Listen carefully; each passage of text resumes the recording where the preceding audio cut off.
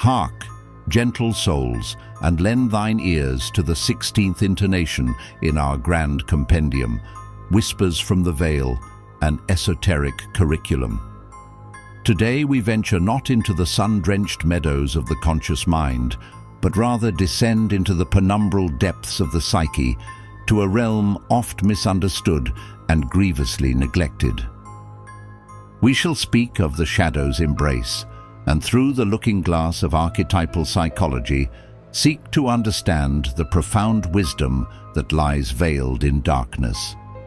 Let us now part the mists and commence our solemn inquiry into the nature of the self's hidden continent. Self's hidden continent. Our journey begins, as all worthy explorations must, in the annals of history, with the venerable sage of Zurich, Carl Gustav Jung. It was he who, in the early years of the 20th century, first gave name and form to this spectral counterpart of our being. He perceived that within every individual there exists a shadow, a repository for all those impulses, desires, and aspects of our nature that we, in our waking lives, deem unacceptable, immoral, or uncivilized. Society, our upbringing, and our own conscious ego conspire to cast these traits into the unlit corners of the soul, hoping they might vanish. Yet, like a true shadow, this psychic entity is tethered to us, growing longer and darker the more fiercely the light of our conscious ideals doth shine. In those bygone eras, this shadow was oft projected outward, personified as demons, fiends, and malevolent spirits that plagued mankind. The modern practice, however, bids us turn our gaze inward, to recognize these phantoms not as external foes, but as disowned fragments of our own totality.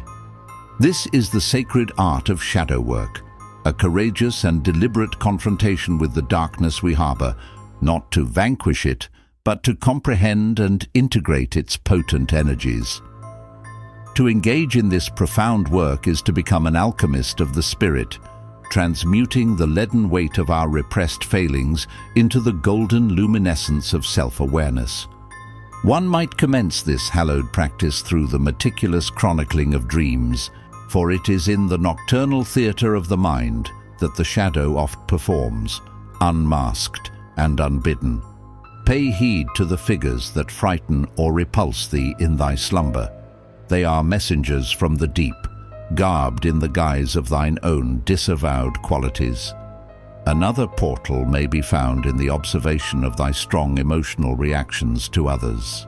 Whence comes that sudden surge of contempt, of envy, or of righteous indignation toward another soul?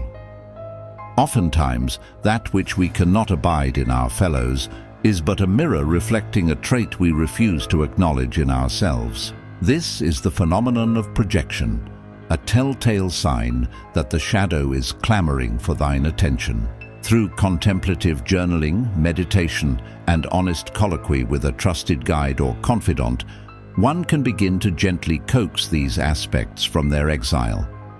The goal, prithee, is not to indulge these darker impulses, but to understand their origins, their needs, and the vital life force they contain. But how, you may ask, does one weave this esoteric thread into the tapestry of a commonplace existence? The fruits of this labor are manifold and transformative, touching every facet of our worldly sojourn. By embracing the shadow, we cease to be its puppet. The anger we have suppressed may be integrated, its raw power refined into the passion to defend our boundaries and fight for justice. The envy we have denied may reveal a deep, unspoken longing, guiding us toward our true vocation and desires. In our relations with others, this work begets a profound compassion. When we have faced the monster within, we are less inclined to demonize the perceived flaws in our brethren, recognizing the shared human struggle. This integration fosters what Jung termed individuation, the process of becoming a whole, unified self, no longer at war with one's own nature. Your creativity shall blossom, fed by the rich, fertile soil of the unconscious.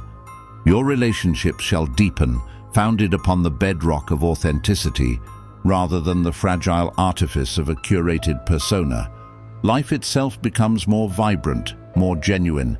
For you shall walk the earth not as a fragmented caricature of virtue, but as a complete human being, luminous with the wisdom gleaned from both sun and shade. Thus, we conclude our 16th discourse, having journeyed into the shadowed valleys of the soul and emerged with a flicker of understanding.